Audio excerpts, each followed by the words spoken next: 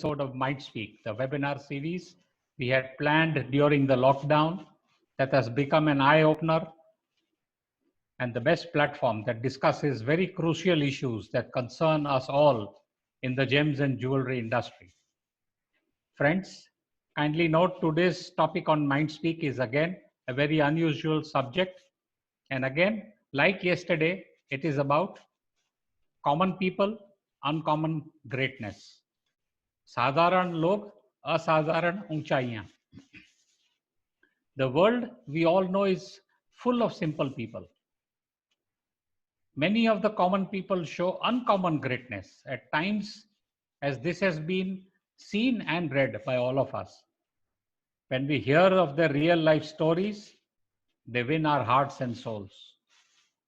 We at times want to salute them for their courage and work.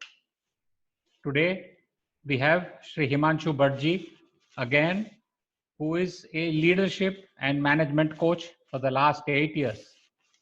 Himanshu Bhai has earlier worked in leadership positions with organizations like Excel India, Asian Paints, Aditya Birla Group, Reliance India, with a 40 years experience on leadership and management.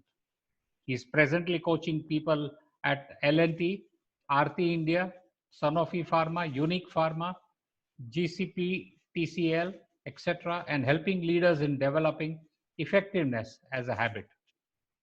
Himanshu Bhai shall take us all on a journey as he shall be narrating some very inspiring real life stories of some very uncommon people who had conviction, who developed the courage, and some who got the inspiration that resulted in their uncommon greatness.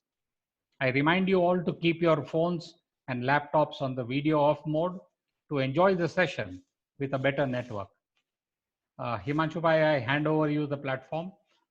Kindly, you may request you to start your presentation.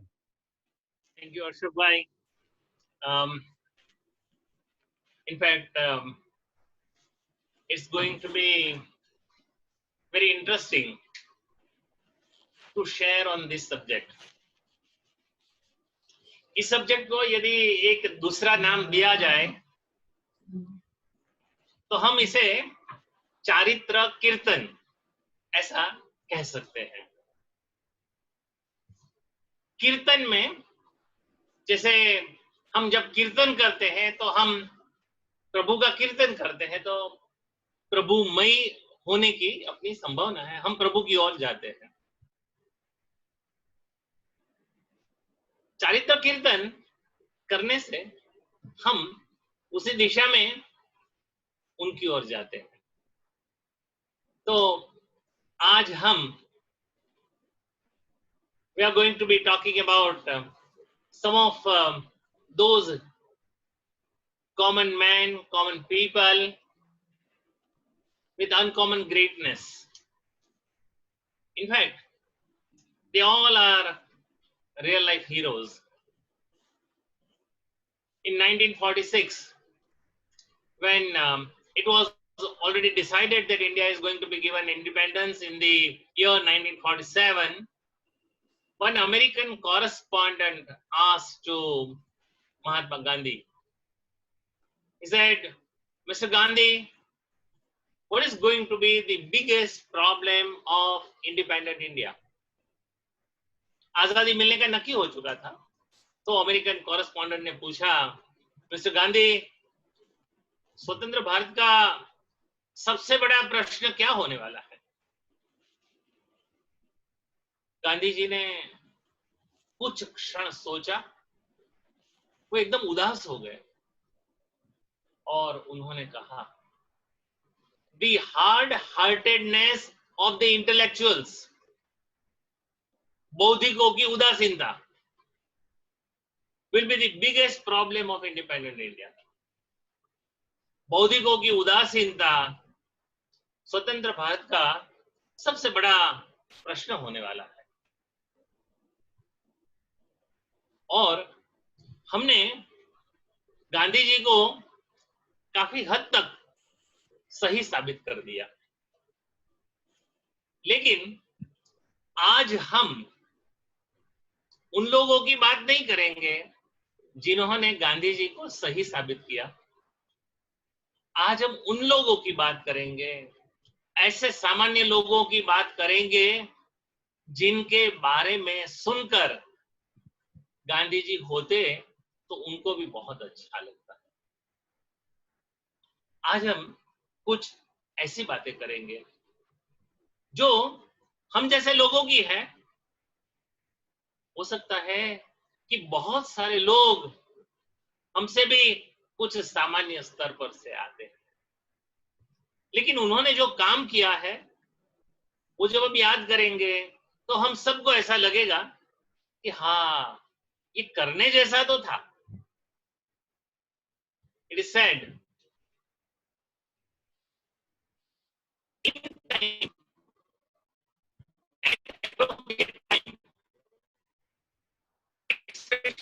of kindness. Himanshu bhai, your voice is breaking. Okay. In time, मतलब Now it is थोड़ा better है sir, थोड़ा better है। Okay. सही समय पे जरूरतमंद व्यक्ति को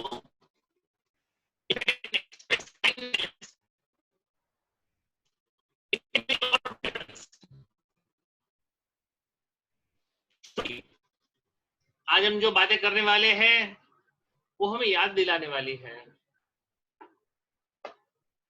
जो आई फॉर इंडिया कॉन्सर्ट में सब लोगों ने कहा था, हम सबके दिल को छुआ था। I can, I will and I must. पहली कहानी एक ऐसे किरदार की है, उनका नाम है महर्षि भाई मेहता। आज कोई अच्छी ऊंचाई पे,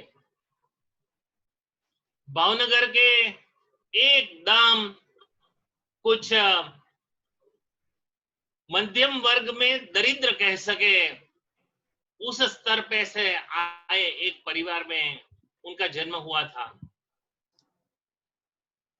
माता पिता और 5 भाई बहन थे। कुछ दिन माता और कुछ भाई बहन को शाम को भोजन बिना चलाना पड़ता था। ऐसी परिस्थिति में उनको पढ़ाया गया था। बीएससी हुए, जॉब ली, जॉब में बहुत अच्छे तरीके से काम किया। उनके जो पर्सनल वर्च्यूज थे वो एकदम उनको अलग बनाते थे। वो सबको बहुत इज्जत देते थे, अपने काम में बहुत रुचि लेकर एकदम श्रेष्ठता से काम करते थे और हमेशा पैशन के साथ काम करते थे, हिम्मत के साथ में काम करते थे। प्रगति हुई, धीरे धीरे जीवन में आगे बढ़ रहे थे। जीवन थोड़ा अच्छा होने लगा था। एक बार मुंबई एयरपोर्ट के नजदीक एक यंग 10 साल का लड़का उनके पास में कुछ मांगने के लिए आया।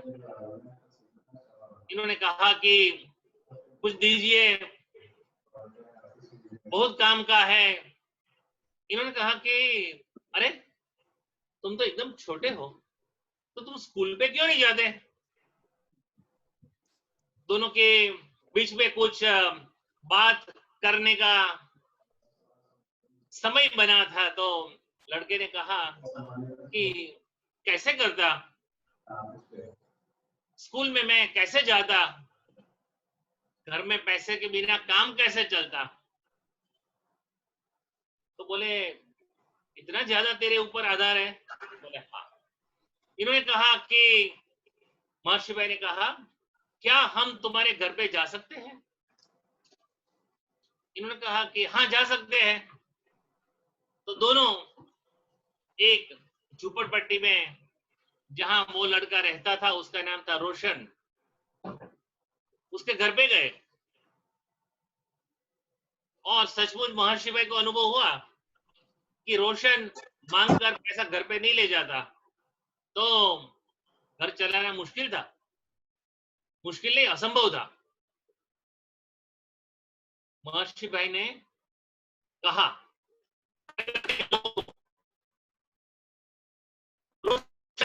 मांग कर जितना पैसा लेकर घर पे आता है उतना, और उसके उपरांत उनकी पढ़ाई का खर्चा मैं दूंगा, लेकिन आप अभी उनसे कि याचना का काम मत करवाइए, उनको पढ़ाइए। हम भी ऐसा कहते हैं, लेकिन सब लोग या कोई लोग करते नहीं है। लेकिन रोशन की फैमिली ने ये एक्सेप्ट किया। उन्होंने कहा कि ठीक है, यदि आपका सपोर्ट है तो रोशन कल से मांगने के लिए नहीं जाएगा, स्कूल जाएगा। 10 साल का लड़का, उसको स्कूल में भेजा गया, एक के बाद एक कक्षा पास करता गया, महर्षि भाई का प्रोत्साहन मिलता गया। ये वो महर्षि भाई थे जो उस समय भी सामान्य स्थिति से गुजर रहे थे, और उन्होंने रोशन को कहां तक लिया, तो रोशन को उन्होंने आगे पढ़ाते पढ़ाते उनको मर्चेंट नेवी में जाना था। रोशन को मर्चेंट नेवी में उनको एडमिशन दिलवाया। मर्चेंट नेवी का उनका पढ़ना संपूर्ण महर्षि भाई ने करवाया। जॉब मिलने तक, स्वतंत्र होने तक अब आवश्यकता नहीं है, ऐसा कहने तक महर्षि भाई का सपोर्ट रोशन के फैमिली को चालू रहा। अच्छा लगता है सुनने का, किसी एक व्यक्ति ने एक परिवार में डिफरेंस क्रिएट किया। लेकिन डिफरेंस कैसा क्रिएट किया? आज रोशन अपने परिवार के उपरांत एक परिवार को सपोर्ट कर रहा है। अपने जो मुख्य परिवार था उसके उपरांत एक परिवार को वो सपोर्ट कर रहा है, और वो परिवार को भी और बाकी के लोगों को भी और अपने कॉलेज के एकदम जूनियर लोगों को भी श्रेष्ठता का पाठ पढ़ाता। ये महर्षि भाई अपने पुराने दिन भूले नहीं। इंटरनेशनल लेवल पे सेफ्टी और हाइजीन में महर्षि भाई को बहुत ऊंचा नाम मिला है, बहुत ऊंची इज्जत मिली है, बहुत। आज इंडियन बॉर्न अमेरिका में किसी भी व्यक्ति ने अमेरिकन हाइजीनिस्ट एसोसिएशन जो है, इंडस्ट्रियल हाइजीनिस्ट AIHA, उसमें दे आर सिलेक्टिंग डायरेक्टर्स। कोई इंडियन बॉर्न इंडियन कभी डायरेक्टर नहीं बना। महर्षि भाई की एथिकल प्रैक्टिसेस के कारण उनको डायरेक्टर बनाया गया। अच्छी बात है, लेकिन उनकी प्रैक्टिस जिससे आप सब लोगों को नाज होगा, ये बात मैं आपको बताने जा रहा हूं। उनकी कंपनी में कुल 27 लोग हैं, 4-5 लोग हिंदुस्तान में हैं, बाकी के सब बाहर है, यूरोपियन कंट्रीज, चाइना, USA। ये सभी लोगों को इंडस्ट्री में जाना है, एनालिसिस करनी है, बाकी का काम करना है। All are expert engineers and hygienist. लेकिन जब ये फैक्ट्री में जाएंगे तो काम करेंगे तो फीस मिलेगी। महर्षि भाई की कंपनी को अभी सब लॉकडाउन में है, जैसे हम लोग हैं लॉकडाउन में, महर्षि भाई भी लॉकडाउन में है, उनके सभी लोग लॉकडाउन में हैं। तो फीस का आना हम जैसे के लिए है, ऐसे ही उनके लिए भी 0 हो चुका है। इनके एम्प्लॉइज में से कुछ लोगों को चिंता होने लगी कि सैलरी का क्या होगा, और ये बात महर्षि भाई के पास में आई। इन्होंने अपने सभी 27 एम्प्लॉइज को बताया, इन्फॉर्म किया, मैं आपकी सैलरी की चिंता समझ सकता हूं, लेकिन मैं हिंदुस्तान में पला बड़ा हुआ हूं।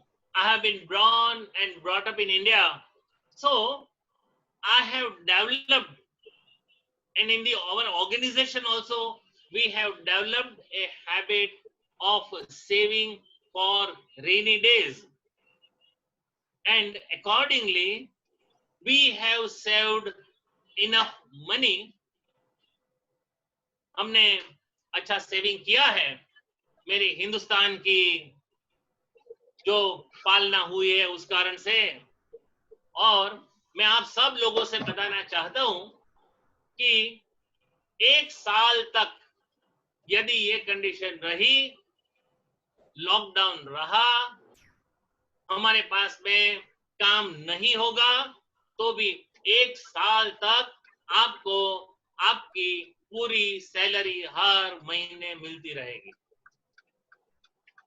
और इस प्रकार से ये सिचुएशन चालू हुई है, तब से लेकर के आज तक, और आज के बाद में आगे उसी तरीके से सैलरी का पेमेंट हो रहा है।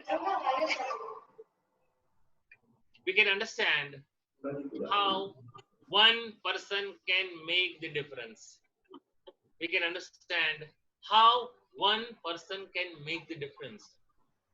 ये एक ऐसे व्यक्ति की कहानी है जो आर्थिक रूप से देखा जाए तो बहुत अच्छे दिन देखकर नहीं आए थे, लेकिन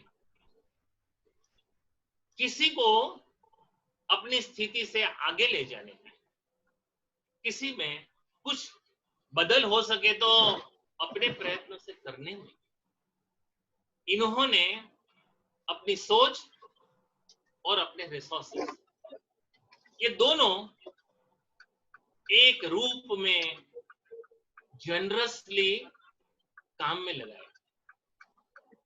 इनफैक्ट जो हमने पहले बात की, फिर से एक बार याद कर लिया, जब जरूरत है, जिन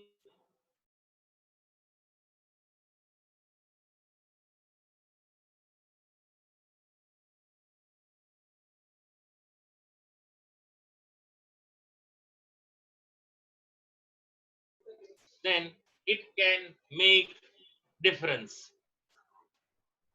तो ये एक हम सबके लिए सीखने वाली बात है।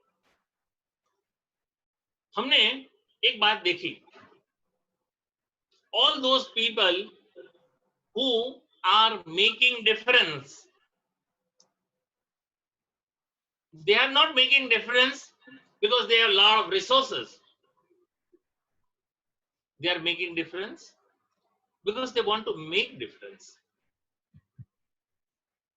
Last few days, rather, few months back, you would have read one story.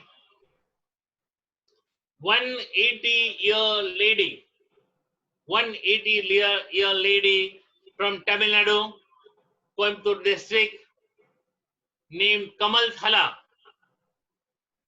is making idlis and selling at ₹1. One idli, 1 rupee, along with chutney and sambar.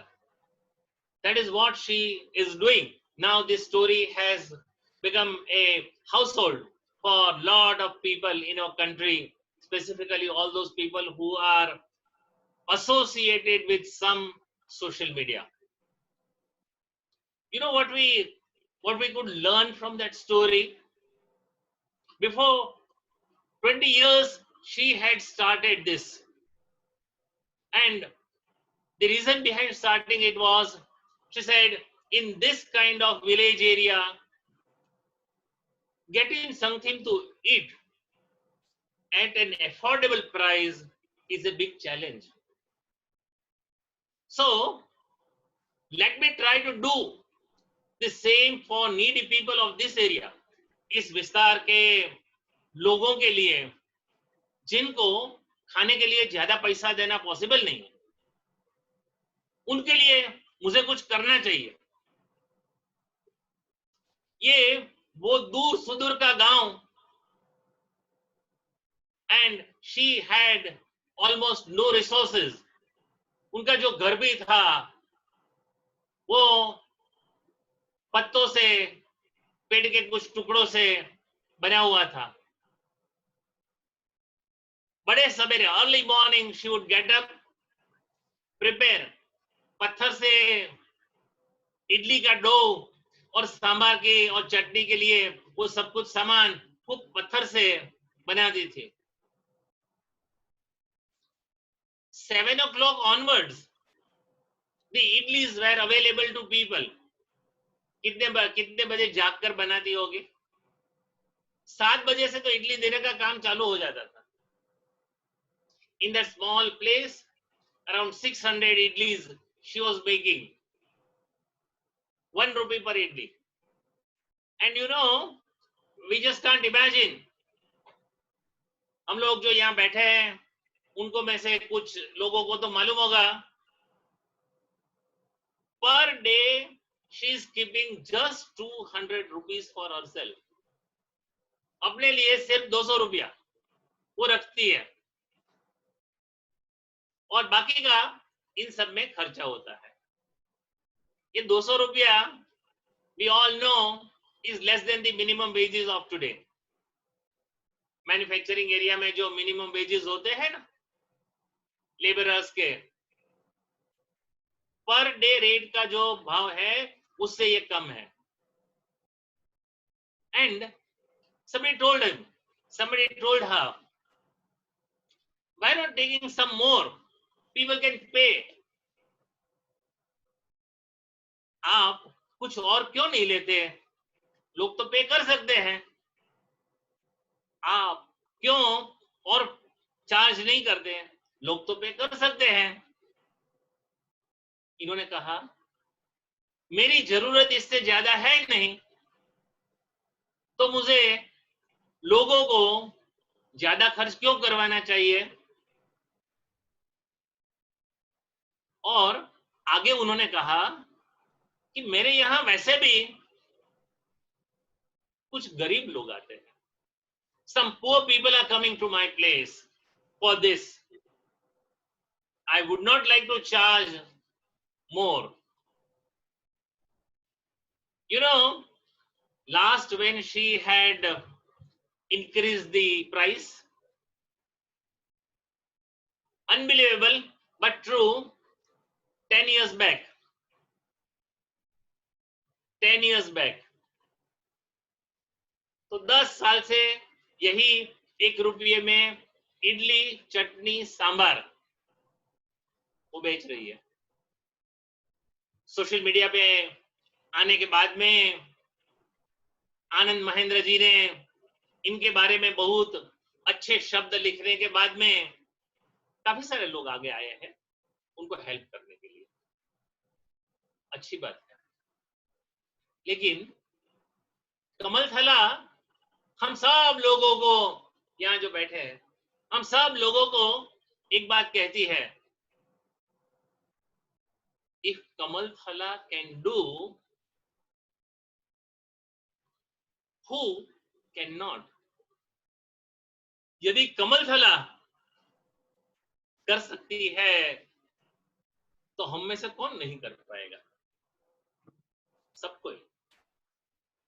और कमल थला जैसी ही एक और कहानी, गुजरात में राजपीपला गांव, छोटा सा, वो गांव में एक परिवार,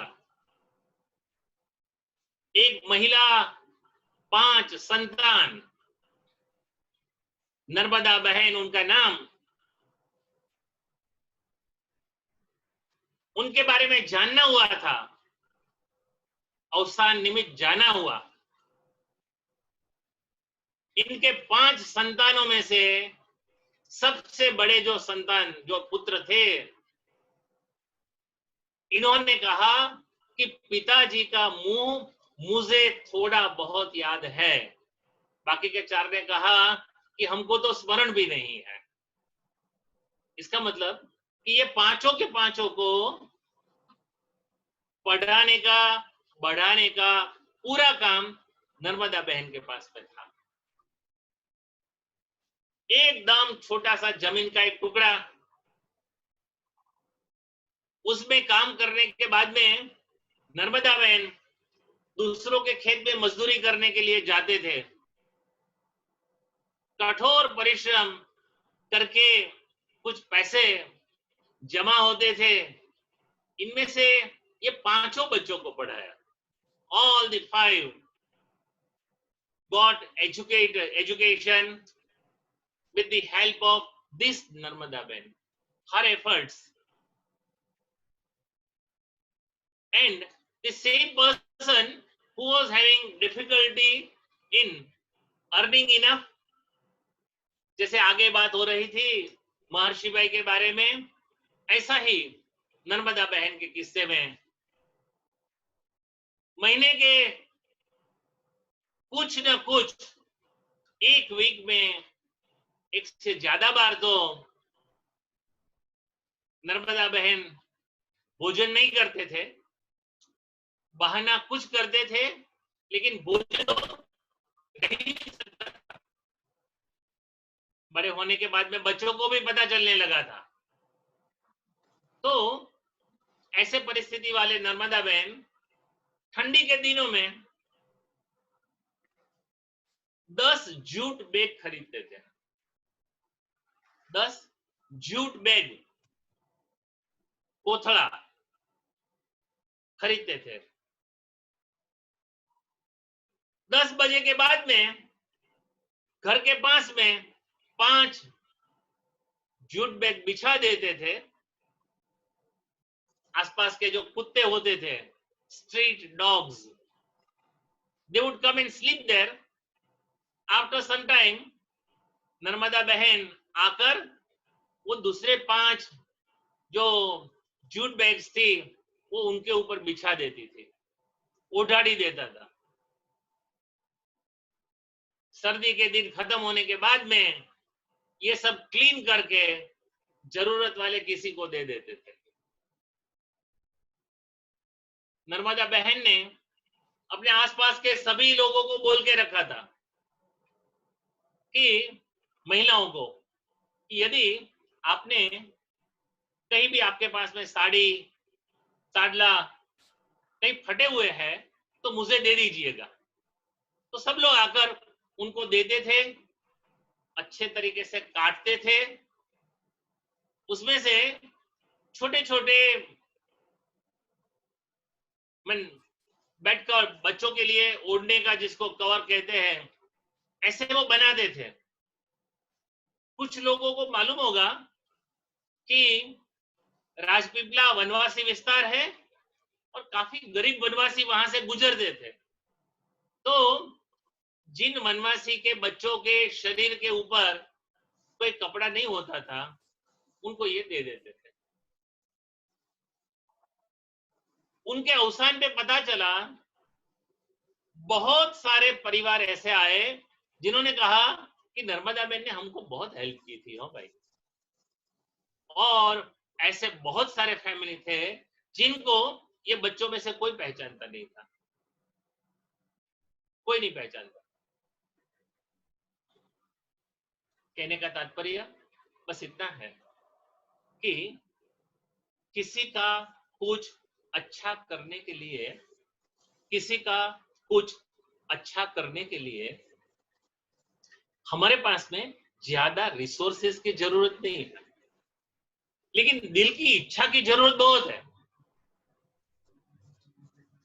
नर्मदा बहन, महर्षि बाई, ऐसे लोग हमारे आसपास में है, लेकिन सभी लोग जो इसी स्थिति में से होते हैं वो ऐसा करते नहीं है। इन्होंने ये करके दिखाया। ये कमला थाल ने करके दिखाया। ये सब कहानियां कुछ छोटी है, लेकिन बताती है कि ऐसे लोग हमारे आसपास में ऐसे हैं जिनको हम भी थोड़ा बहुत सपोर्ट कर सकते हैं। कमला थाल जैसे कोई महिला यदि हमारे ध्यान में आए, आनंद महेंद्र ने लिखा, बाद में तो सबने कहा, लेकिन यदि ध्यान में आता है तो इनके बारे में काफी कुछ किया जा सकता है।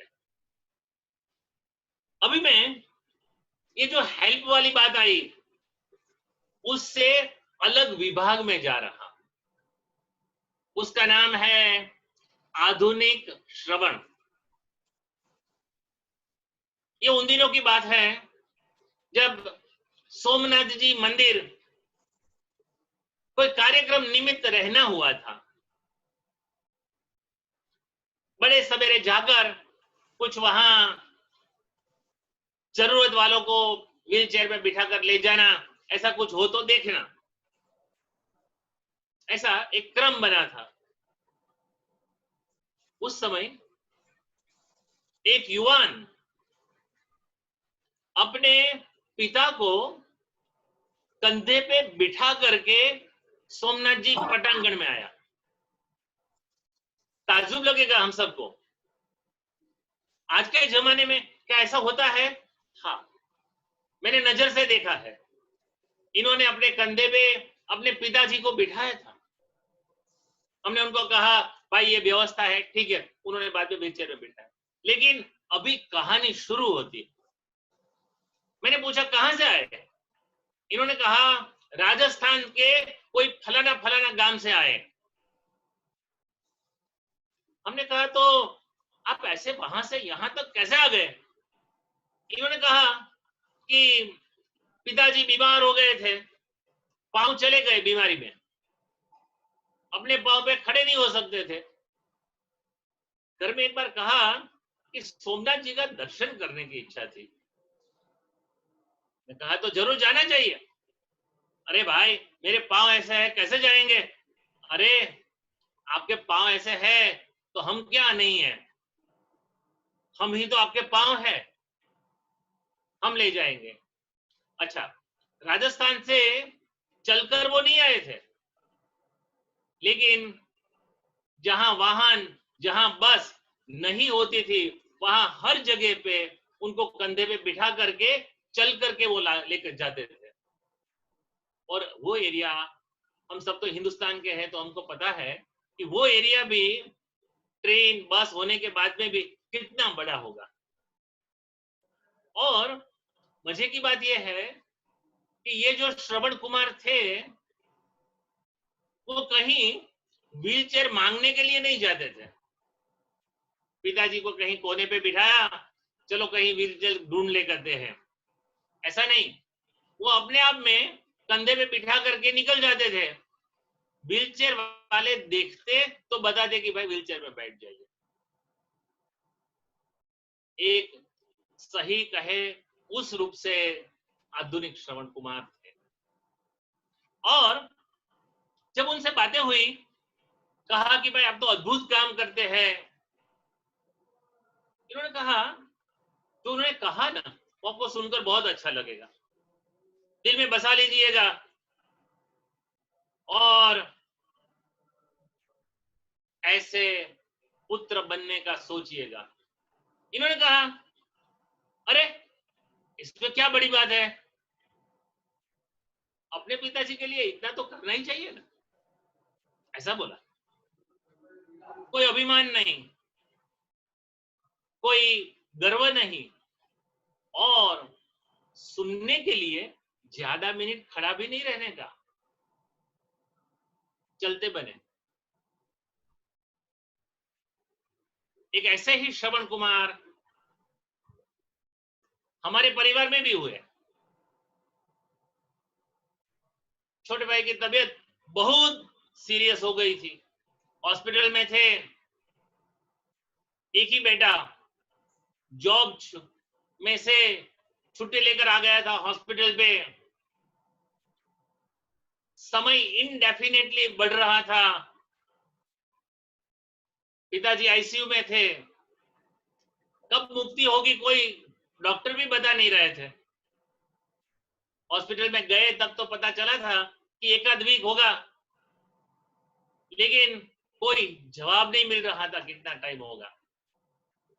उसकी कंपनी में से 2 बार फोन आ गए। तीसरी बार उनके एचआर हेड ने कहा, देखो तुम्हारी कैरियर का सवाल है, नहीं आओगे तो जॉब चली जाएगी। इन्होंने स्वस्थता से कहा, मेरी प्रायोरिटी निश्चित है, मेरी प्रायोरिटी मेरे पिताजी है।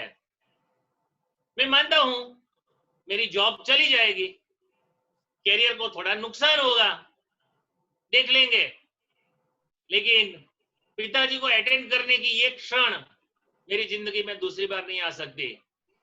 मेरी जॉब चली जाए प्रॉब्लम नहीं है। जॉब चली गई और पूछने वालों को छोड़कर किसी को पता भी नहीं कि जॉब चली गई। और 6 महीने तक जॉब का कोई असर नहीं था। इसके बावजूद एकदम अपने पिताजी को अटेंड करते रहा। घर पे आ गए, मदद की आवश्यकता थी, घर पे आ गए, धीरे धीरे अच्छा हो रहा था। सबने नक्की करके कहा, बेटे ने भी कहा, तो मैं जॉब के लिए जाऊं। कोई एक दूसरी अपॉर्चुनिटी क्रिएट हो रही थी। घर से निकला, पेट्रोलियम इंजीनियर था, बाड़मेर जाना था, अहमदाबाद पहुंचा। पिताजी को स्वस्थता नहीं लगी। परिवार के लोगों ने कहा, यार तू वापस आ जाना। वापस आ गए। और जब तक सर्व रूप से ठीक नहीं हो गए तब तक उन्होंने कभी जॉब के लिए सोचा नहीं। मुझे ऐसा लगता है कि ऐसे श्रवण कुमार शायद हर परिवार में होंगे। ऐसे श्रवण कुमार हर परिवार में होंगे। मैं अलग अलग बातें करता हूं तो आपसे एक और भी बात कहूंगा, दिल में ले जाइएगा। Kindly carry it with you. If you have some such young boys and girls like Shravan Kumar, those who are sacrificing anything and everything for their parents, do celebrate, do recognize, and do appreciate them. आज जिन्होंने अद्भुत काम किया है, ऐसे लोगों को हमें उसी तरीके से आदर देना है। कुछ और लोग भी ऐसा बनेंगे। हम लोग जैसे कुछ परिवार में सेवा करने वाले लोगों की बात की, as we talked about some people who served various family members. Now I'm sharing something about some individual who played some different role as employee and employer in their various organizations. Near Rajkot, there is a city called Jaipur. It's a story few decades back. छोटा सा गांव, small village, and there used to be one छोटा राज्य। तो उनके जो राजा होते थे, छोटा राज्य के तो राजा का भी स्थान इतना ही छोटा हुआ करता था। They also used to be very small in the size of that kingdom. कुछ लोग रहते थे, all those villagers who would be staying in that village. So whenever some crops are coming in, one part of the crop was to be paid to the king. The kings used to be so simple and not as much wealthy also. Some people who are here may not be knowing also. तो राजा के घर पे जब कोई important guest आते थे, हम सौराष्ट्र की भाषा में इन्हें दरबार कहिए છીએ, तो उनके घर पे जब गेस्ट आते थे तो अच्छे बिछाने गांव के कोई संपन्न किसान होते, उनके घर से ले जाते थे। राजा के घर पे, दरबार के घर पे मेहमान आए तो कोई राजा का छोटा आदमी, उनका कोई मेल सर्वेंट वहां के जगा भाई पटेल करके एक किसान के घर पे गया और कहा कि भाई दरबार ने त्या मेहमान આવ્યા છે, मेहमान आए हैं, काइंडली गिव, कुछ बिछाने का अच्छा दो। देने में कुछ टाइम लगा तो वो जो सर्वेंट था उन्होंने कुछ नहीं अच्छी बातें फैमिली के लेडीज को कही। जैसे कहा कि दरबार को कुछ देना होता है तो आपको बड़ी तकलीफ होती है, आपको बार बार कहना पड़ता है, आप लोग कैसे लोग हैं, ऐसा कुछ उन्होंने नहीं अच्छा ऐसा कहा। जगा भाई को पता चला, उन्होंने नक्की कर लिया अब यहां रहना नहीं है। तो उन्होंने जब बहुत जो क्रॉप आ गया, अपने बैलगाड़ी में 2-3 बैलगाड़ी बराबर क्रॉप से ओवरलोड कर दी। एकदम रात के अंधेरे में उसका प्लान था कि रात के अंधेरे में will reach the village, will reach home, so nobody would know that I have brought the crop, so I may not have to pay to some portion to king, and I will leave this place. That was the plan. Around 2:30 in the night, started from the field, अपने खेत में से उन्होंने आने का सोचा और शुरू किया। 2:30 बजे के करीब करीब सवेरे 3:30 बजे के आसपास गांव के नजदीक से जाती हुई एकदम छोटी सी जो रिवर थी, at that river bed unfortunately उनकी बैलगाड़ी फंस गई। And with all best efforts, Jagabai was not in a position to take out that bullock cart out from that river bed. फंस गया था और कोई था नहीं, कितनी भी मेहनत करे कुछ हो नहीं रहा था। 4:30 बज गए, morning 4:30. So one person who was coming in Saurashtra, बड़े सवेरे जब कोई बाहर निकलते हैं तो यहाँ मुंह पे हम जैसे मास्क लगाते हैं, ऐसे वो लोग कपड़ा लगा के निकलते हैं तो पता नहीं चलता है who is that person. So that person was coming nearby. Jagabai said, hey boy, kindly come here and support. Person came, supported, and the bullock cart came out. Reached home morning around 9 o'clock or so. Jagabai went to Darbar king, whose name was G Bhai, और दरवाजे में से ही बोला, दरबार हम यहाँ रहते रहते थक गए हैं, we are tired of living here and we don't want to live here, we want to leave this place. Jibhai said, Jagabhai, you are an honorable citizen of this small village. Why are you leaving?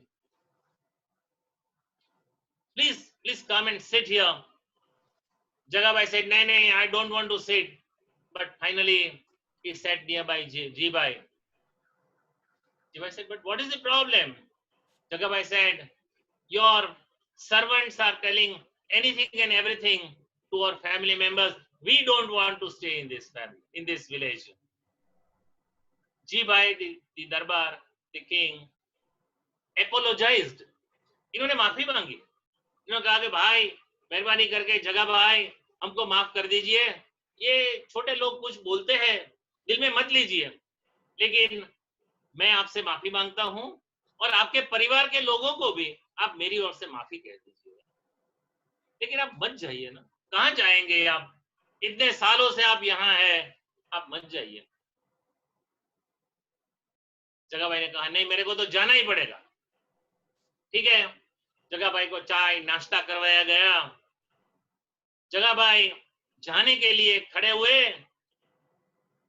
घर के दरवाजे तक जीभाई साथ में गए. आसपास कोई नहीं था. जगाभाई के कान के पास में आकर जीभाई ने कहा, जगाभाई ऐसे गांव में जाना जहां गाम धनी अंधेरे में सपोर्ट करे, उजाले में लोगों को न बताए. जगाभाई को पता चल गया, माय गॉड, अंधेरे में जिन्होंने मुझे सपोर्ट किया था ये तो ये जीभाई थे, और मैं ये क्रॉप देना ना पड़े उसकी चोरी करने के लिए जा रहा हूं. ये जानने के बाद में भी वो सब लोगों के बीच में मेरी इज्जत नहीं ले रहा है. वो एकदम जीभाई को पाँव में पड़ गए, माफी मांगी. जीभाई जगाभाई के बाद में 3 जनरेशन आज तक जीभाई के गांव में वो लोग रह रहे हैं. ये छोटे गांव की छोटी कहानी हमारे लिए कुछ है क्या इसमें? हमारे लिए सबसे बड़ी बात यह है कि हम कितने भी बड़े हो, कितने भी छोटे हो, अपने से छोटे लोगों को हम छोटापन महसूस नहीं करवाएंगे. जीभाई की सबसे बड़ी बात क्या रही? इन्होंने जगाभाई को छोटापन महसूस नहीं करवाया. और ये हम सबके हाथ में है. कल हम बात करते थे ना, appreciation in public, correction in private. जीभाई ये इंग्लिश तो नहीं सीखा था, मैनेजमेंट में कहीं नहीं सीखा था, लेकिन व्यवहार में उन्होंने ये करके दिखाया. और ये कर पाना हम सबके लिए सरल है. जो लोगों में ऐसा है उनको हम उस तरीके से सम्मानित करें. एम्प्लॉइज भी ऐसे होते हैं सामान्य, लेकिन अद्भुत कमिटमेंट दिखाते हैं. बिरला कॉपर कंपनी में मैं काम करता था. प्लांट में फायर हो गया, एकदम एक वॉल बंद करने के लिए जाना पड़ने वाला था. एक कॉन्ट्रैक्टर का एम्प्लॉई आता है, एक कॉन्ट्रैक्टर का एम्प्लॉई आता है, प्रोजेक्ट हेड के पास में अपना आई कार्ड देकर कहता है, साहब मैं जाकर के वॉल बंद करके आ जाऊंगा. वापस न आया तो जरा फैमिली को संभाल लीजिएगा. ऐसा कहकर आई कार्ड देकर भागा वॉल बंद करने के लिए. वॉल बंद कर दिया. पूरा प्लांट बच गया, कुछ 100 कर्मचारी बच गए, ये बहुत सीरियसली इंजर्ड हो गया। ईश्वर कृपा से वो बच गया। वो जब तक हॉस्पिटल में था तब तक एक परमानेंट एम्प्लॉय की जितनी दरकार करनी चाहिए उससे बहुत ज्यादा दरकार उसकी की गई। ट्रीटमेंट में कहीं भी 0.01% भी कम नहीं हुआ। बहुत रेगुलरली उनको अटेंड किया गया, बहुत रेगुलरली उनके फैमिली को अटेंड किया गया। लेकिन ये सब जो हम मतलब कंपनी ने जो भी किया वो मुझे लगता है बहुत सेकेंडरी है। वो कर्मचारी ने किया ना, वो जबरदस्त है। मुझे लगता है कभी कभी ऐसा लगता है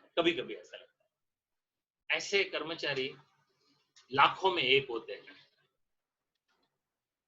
ऐसे कर्मचारी लाखों नहीं होते हैं, लाखों में एक होते हैं। तो जो लाखों में एक होते हैं ना, उनकी परवरिश कैसे करनी चाहिए वो जेम्स और ज्वेलरी से ज्यादा बिजनेस के कौन लोग जानेंगे। क्योंकि हीरा को पहचानता कौन है? आप ही तो पहचानते हैं। ये ऐसे व्यक्ति है। हमारे एक साथी अति सामान्य,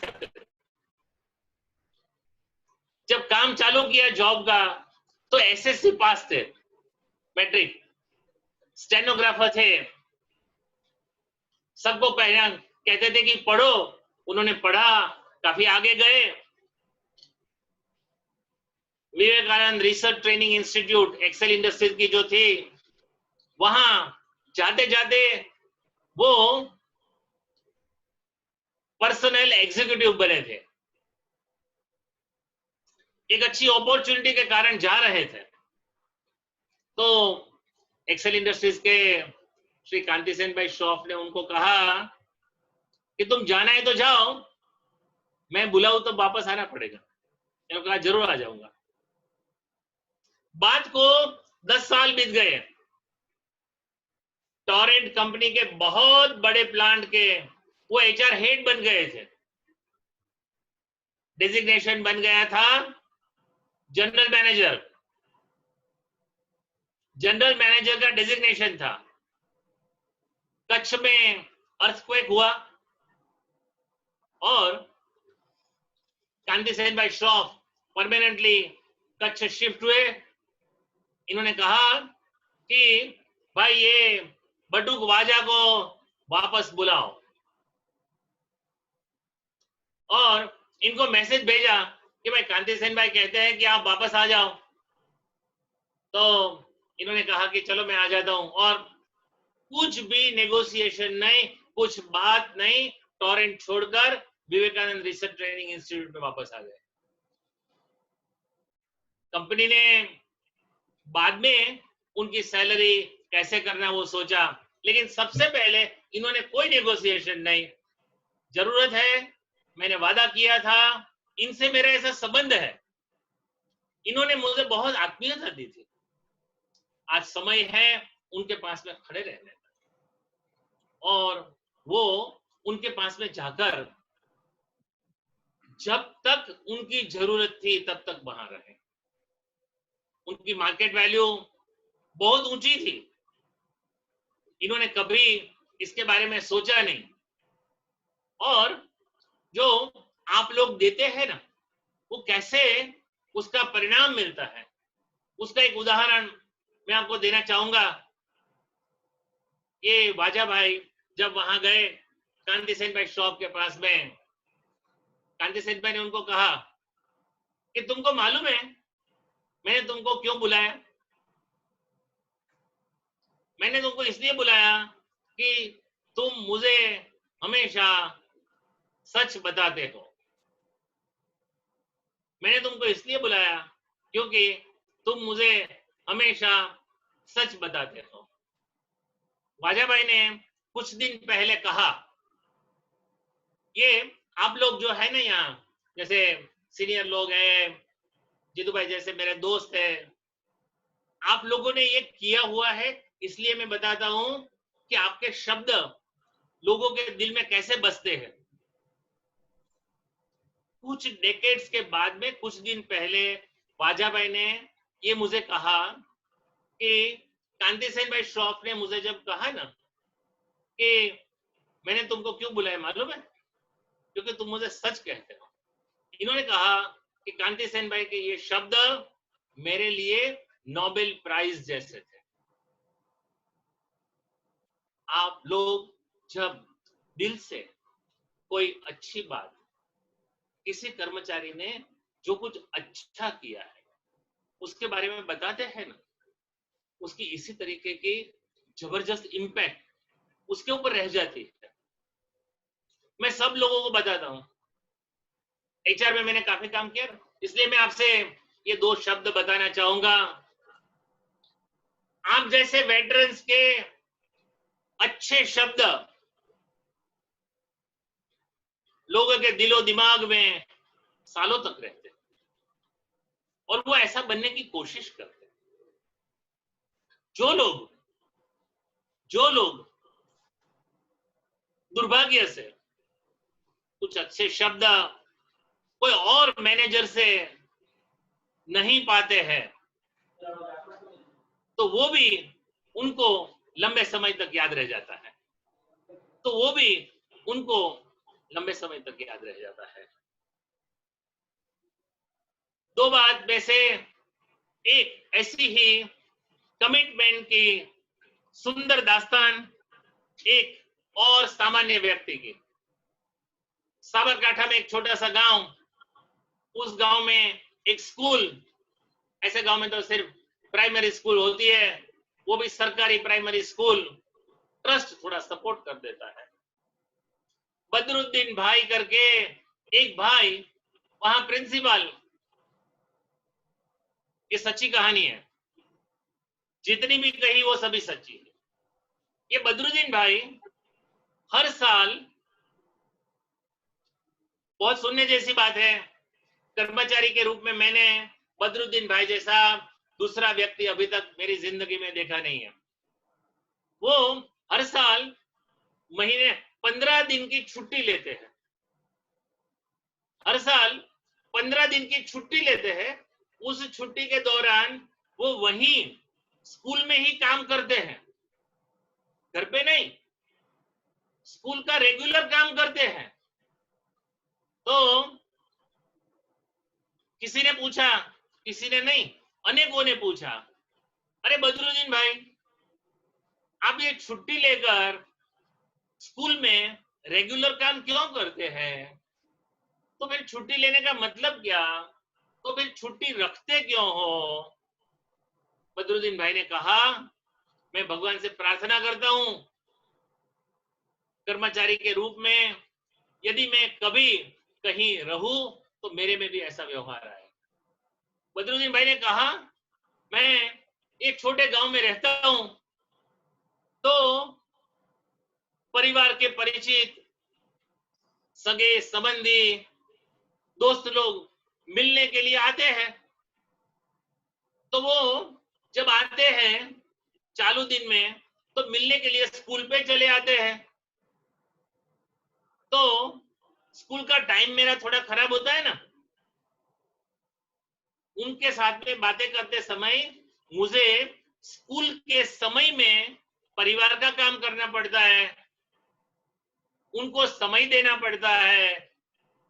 तो मैं साल में ये 15 दिन की छुट्टी रखकर, ये 15 दिन की छुट्टी रखकर, काम चालू रखकर ये मैं रीपे कर रहा हूं। किसी ने कहा, अरे बदरुद्दीन भाई, आपको कौन पूछता है, आपको कौन पूछता है, यहाँ आपको तो कोई कहने वाला भी नहीं है, पूछने वाला नहीं है, ट्रस्ट वाले भी आपको मानते हैं। बदरुद्दीन भाई ने हंसते हुए कहा, हाँ, यहाँ तो पूछने वाला कोई नहीं है, लेकिन ऊपर वाला तो है ना, मैं उसे ध्यान में रखकर मेरा व्यवहार कर रहा हूं। ऐसे कर्मचारी हम सबको मिले तो कितना अच्छा होता।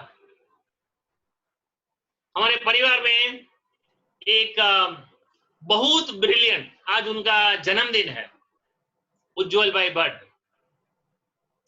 उनका फियांसे वो रिलायंस में जॉब करते थे, उनकी फियांसी एसआर ऑयल में जॉब करती थी जामनगर।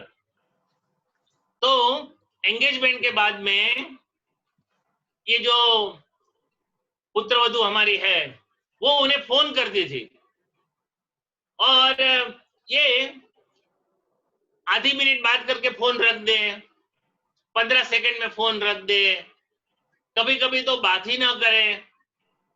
तो वो लड़की ने उज्जवल को कहा, वे तेरे को क्या प्रॉब्लम है, मैं तेरे को फोन करती हूँ तो मेरे से ठीक बात करने के बजाय तुम फटाक सा फोन रख देते हो, मेरे से बात नहीं करते, क्या प्रॉब्लम है। ये बात हर घर में पहुंचनी चाहिए, इसलिए मैं आप लोगों को बता रहा हूं। उज्जवल ने कहा, देखो भाई, तुम जरा समझ लो और परमानेंटली समझ लो, रिलायंस कंपनी तेरे से बात करने की सैलरी मेरे को नहीं देती है। रिलायंस कंपनी तेरे से बात करने की सैलरी मेरे को नहीं देती है, इसीलिए अब से मेरे ड्यूटी टाइम में कभी फोन नहीं करने का, सिर्फ कोई बहुत सीरियस सिकनेस का मामला है तो ही फोन करने का, नहीं तो नहीं करने का। और आज तक इसे फॉलो किया जा रहा है। हमें लगेगा कि फोन करना नहीं करना छोटी बात है, हो सकती है, मेरे लिए तो नहीं है।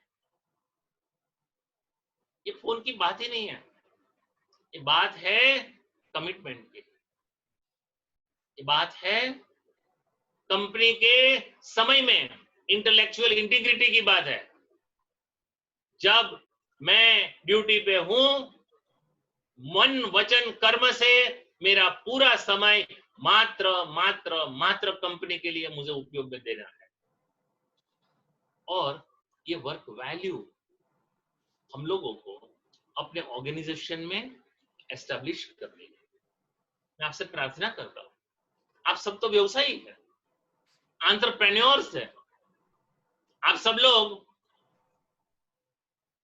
नौकरी करने वाले एम्प्लॉय नहीं है, लेकिन सगे संबंधी में, परिवार में कोई भी व्यक्ति यदि नौकरी करता है कहीं भी, कोई भी पोजीशन पे, वो सीईओ क्यों नहीं है, ये कहानियां उनको बताइएगा, उनमें ये संस्कार आए वो देखिएगा, और आपकी कंपनी के एम्प्लॉइज को किसी के द्वारा ये कहलवाइएगा। जब हम मालिक लोग कर्मचारी के रूप में लोग क्या करते हैं उसकी बात करते हैं, people take it with pinch of salt, doesn't make any difference, whatever is right is right. ये बातें आज इसलिए मैंने आप लोगों को बताई है। हमारे लिए एक इंटरेस्टिंग और अंतिम बात करके मैं कुछ क्लिपिंग्स आपको बताऊंगा। छोटी सी बात है, 1892 में अमेरिका की स्टैनफोर्ड स्कूल में 18 साल का एक ऑर्फन हर्बर्ट नाम का लड़का पढ़ता था। फी के पे करने के पैसे नहीं थे, सोचा कि क्या करे तो ये फी पे हो जाए हमारी। अपने दो दोस्त को पकड़ा, तीनों ने मिलकर नक्की किया कि एक कॉन्सर्ट करते हैं, यदि कॉन्सर्ट करेंगे, टिकट विकेट बेचेंगे, उसमें से कुछ पैसे तो मिल जाएंगे, थोड़ी फी पे हो जाएगी। तीनों ने मिलकर पोलैंड में पेड्रोस्की करके एक अद्भुत म्यूजिशियन थे, आउटस्टैंडिंग वेस्टर्न क्लासिकल म्यूजिक में उनका बहुत ऊंचा नाम था और उनके नाम के सिक्के पड़ते थे।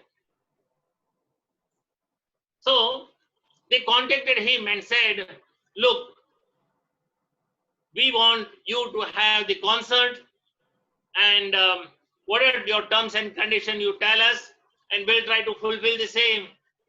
So Pedrosky's secretary gave terms condition, and since these were the students, they said, please forego advance.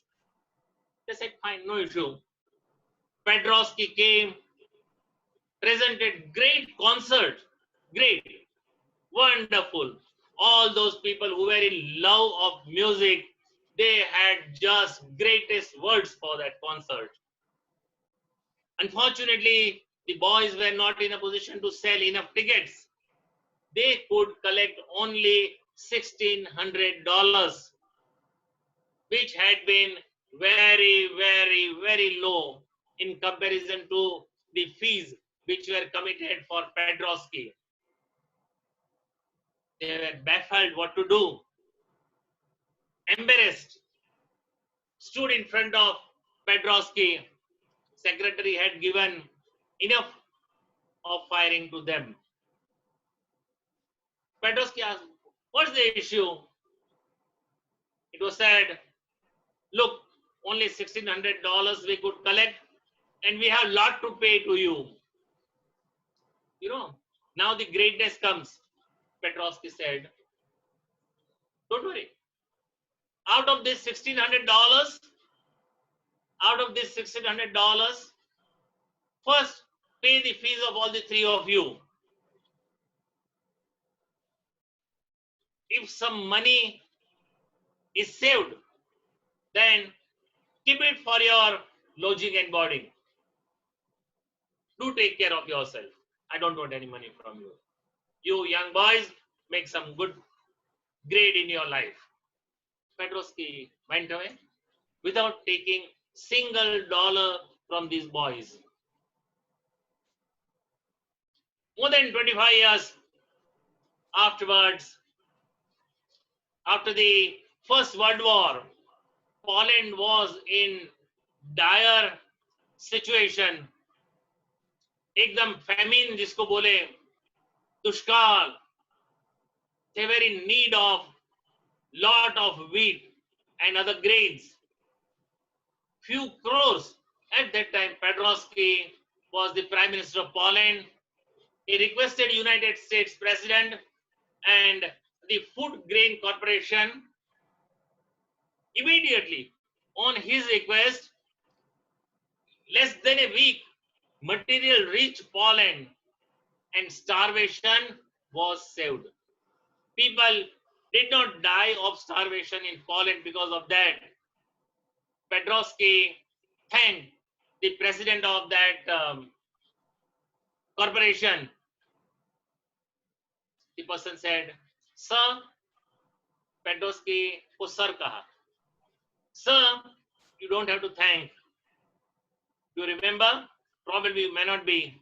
But do you remember 25 years back, one young orphan boy was supported by you. And that time, he would not have gone further in life without your support. Sir, that boy is today once again thanking you. The head, the president of that corporation, who became president of USA afterwards, Herbert Hoover, was the person. This is how people make difference in life. I hope we all will be fortunate enough to make some difference in life. Yesterday, I told you a few things about some family roles. I have told you one thing. Always remember, in this world, for this world, we are one more person. We are one more person. But for our family members, we are the world. उनके बिना ये उन घरों में हमारे बिना अंधेरा हो जाने वाला है. एक ध्यान में रखना है, खास पेरेंट्स के बारे में मैं आप लोगों से बताना चाहूंगा, और ये आप दिल में रखेंगे तो मुझे बहुत अच्छा लगेगा, बहुत अच्छा लगेगा. मेरे पेरेंट्स तो अभी है नहीं, लेकिन मैं आप सबसे विनती करता हूं, जिनके पेरेंट्स हैं उनसे खास रिक्वेस्ट करता हूं, हमेशा याद रखिएगा, हम जितना रहने वाले हैं ना उतना वो नहीं रहने वाले हैं। वो चले जाएंगे, उसके बाद में हम क्या करेंगे? उसके बाद में हम सोचेंगे मैं ऐसा करता तो बहुत अच्छा होता, मैं वैसा करता तो बहुत अच्छा होता। क्या फायदा? आज मैं कुछ क्लिपिंग्स आपको दिखा रहा हूं, देखने नहीं है, दिल में ले जानी है। आपको बहुत अच्छी लगेगी, ऐसी मुझे श्रद्धा है।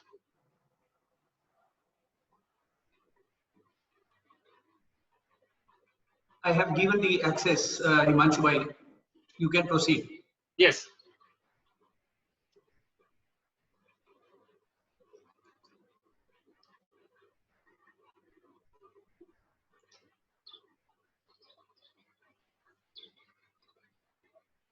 अब हमारे यहाँ इनका ख्याल रखने के लिए तो कोई नहीं। मैं और मेरी मिसेज दोनों ही काम पे निकल जाते हैं सुबह, क्या करें?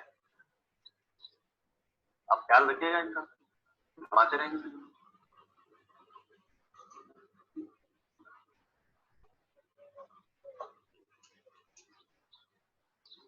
चलता हूँ मैं, एक बार देख तो ले मेरी तरफ, जा रहा हूँ मैं।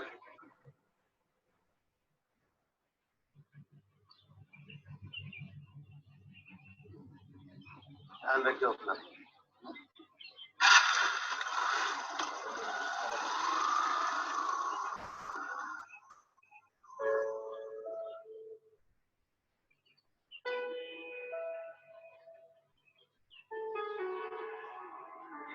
किसी के साथ नहीं बांटने वाला। क्या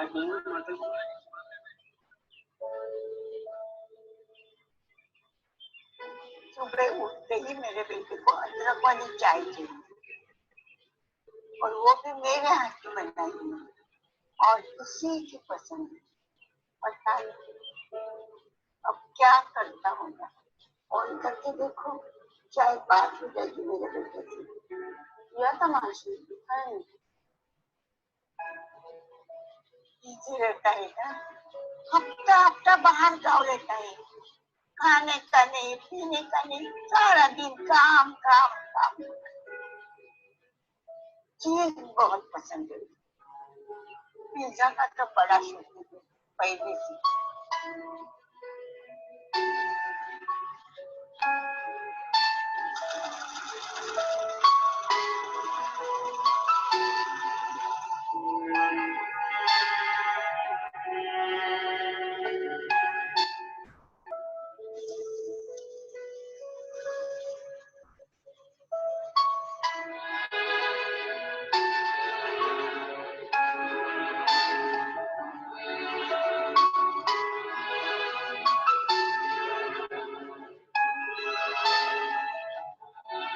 बेटे का फोन आया?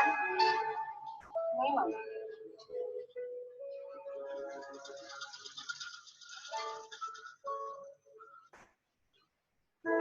आपने जो सुंदर सुंदर कुर्तियां बनाई है ना, इसके लिए।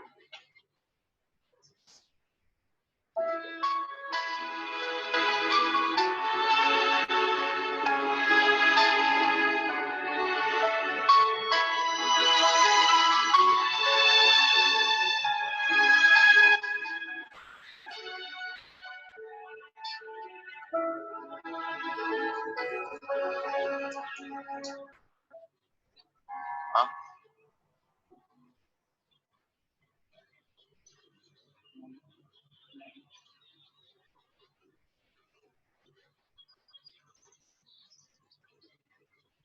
ये पिज्जा तूने ऑर्डर किया ना मेरे लिए? ये पसंद है ना?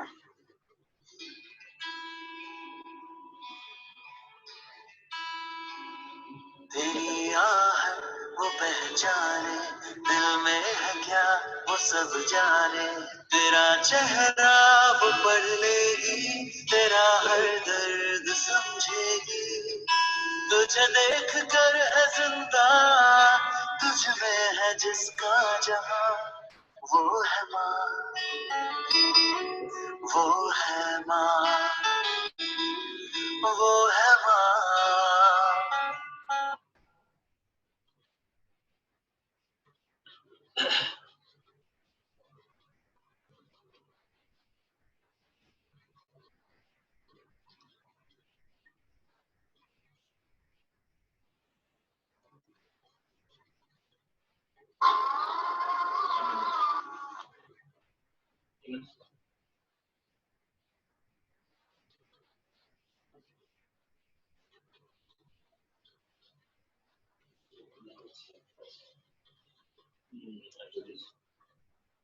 नेटवर्क थोड़ा सा स्लो लग रहा है हिमांशु भाई।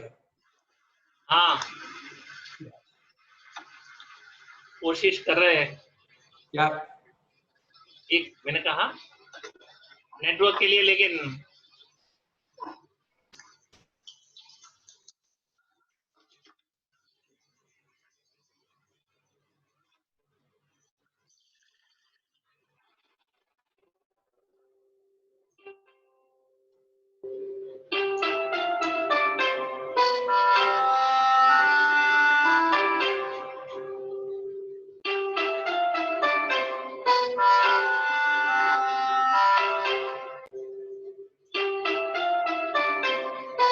पापा, आप? भाई तूने आज मुझे कोई गिफ्ट नहीं दिया तो मैं खुद ही चला आया। गिफ्ट आज? लेकिन आपकी बर्थडे में और बरसी में तो अभी। अरे बेटा, आज फादर्स डे है ना। सॉरी पापा। बैग।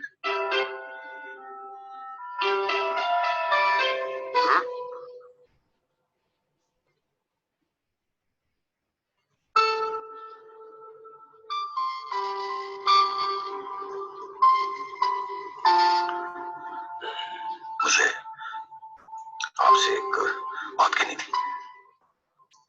आप जीते जी मैं कभी कह नहीं पाया, क्योंकि आज मैं खुद एक पिता हूं, तो सोच सकता हूं कि एक पिता के लिए अपने बच्चे से सुनना कैसा लगेगा।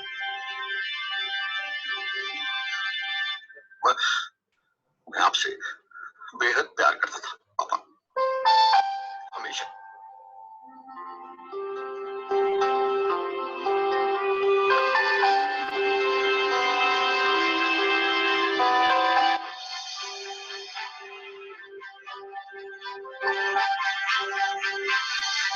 Raju,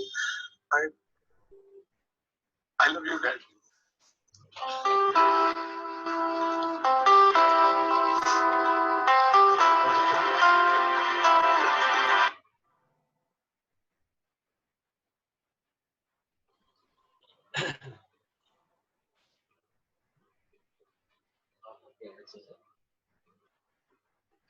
अब एक बहुत इंटरेस्टिंग स्लाइड शो आपके सामने आ रहा है।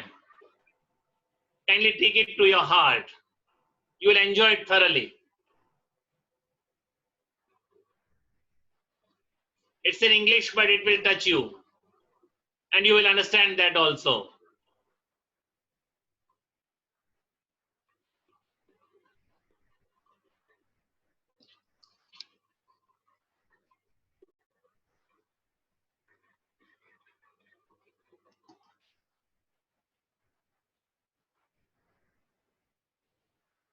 you can share Himanshu bhai?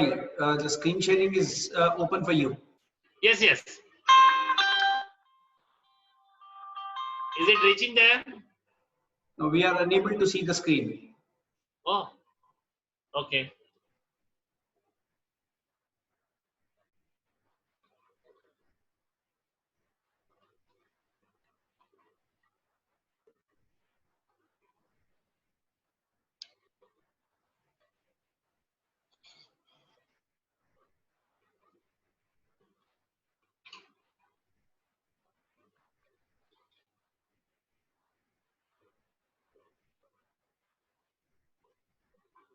Any issue?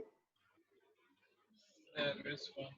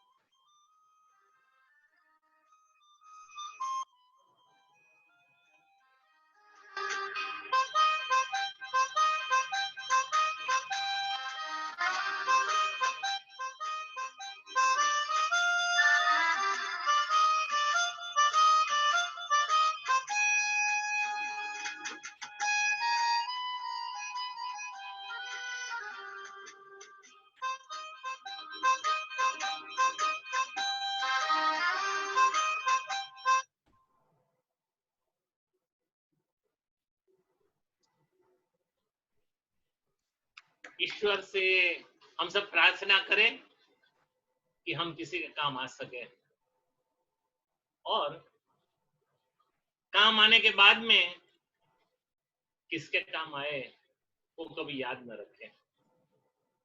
Thank you very much. Fantastic, fantastic, Himanshu bhai. Over to you, Ashok bhai. I think this was a very emotional and a very sentimental episode, and I was really very, very happy with the way it was conducted by Himanshu bhai. And the story of Narada ji, the story of the two Shravan Kumar ji, Jaga bhai, how he so nicely appreciated what his Darbar had said and finally understood reality of life. Kirti Sen ji's story again, so very well explained to us. And again, the stories of two of his own family members that he explained. I think this is real inspiration and real mind changers and people who can really show you the right way, the right path. I think Himanshu bhai is one of the persons जो आपको दिशा दिखा सकते हैं, रास्ता दिखा सकते हैं, समय आपका क्या चल रहा है वो समय को समझा सकते हैं, और आदमी की कीमत क्या है वो भी पहचानने का एक जरिया दिखा सकते हैं। जीतू भाई, आप શું કહો છો?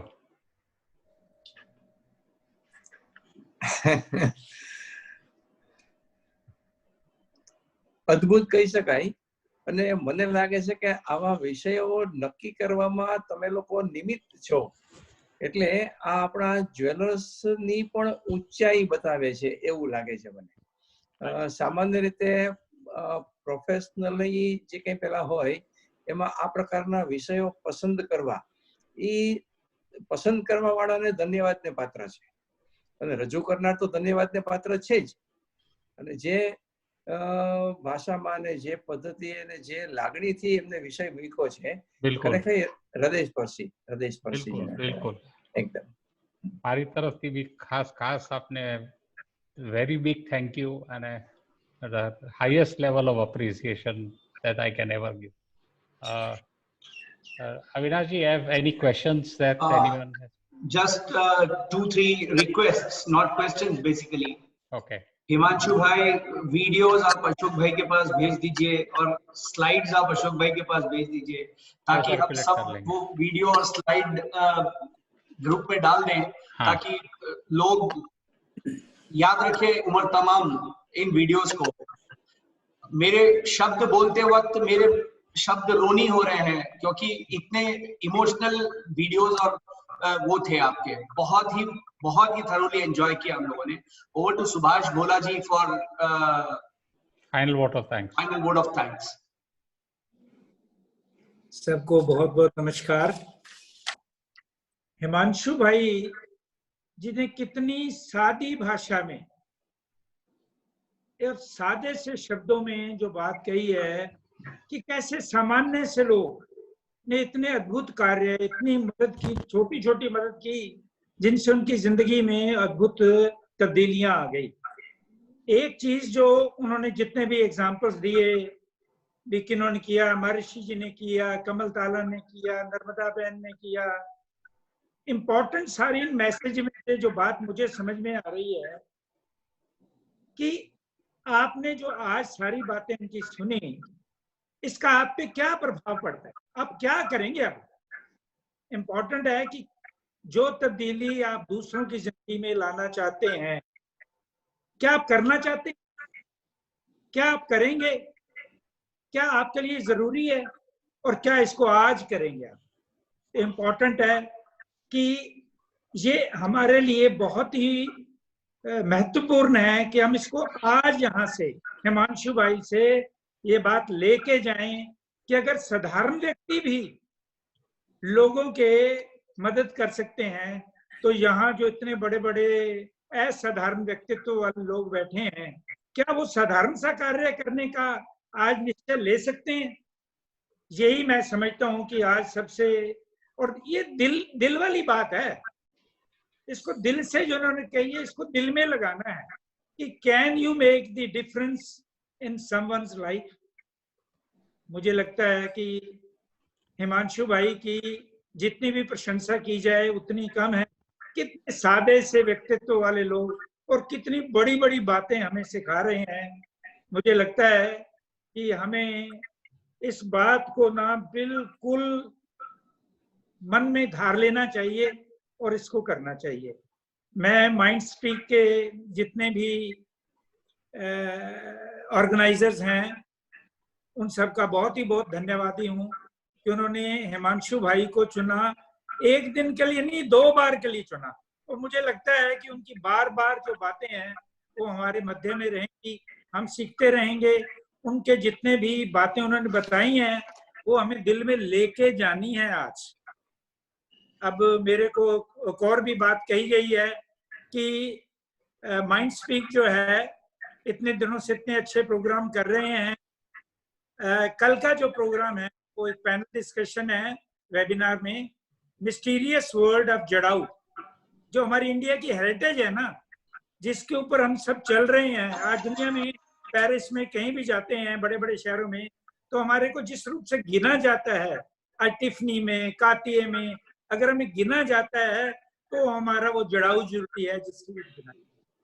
उसके लिए जो पैनलिस्ट हैं, चंदू शर्मा जी, सुनीता शेखावत जी, सुधीर कासलीवाल जी, प्रतीक शाह जी, श्यामल व्यास जी, जो अपने आप में जड़ाऊ ज्वेलरी में एक पक्का व्यक्तित्व रखते हैं, जिनके हाथ से चल रहा है। अशोक मीनावाला जी कल इसका मॉडरेशन करेंगे। और सबको बहुत बहुत नमस्कार और सबका बहुत बहुत धन्यवाद के लिए।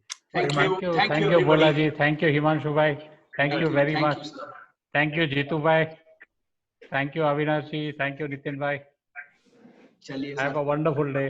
थैंक यू अशोक भाई, good day. Thank you sir.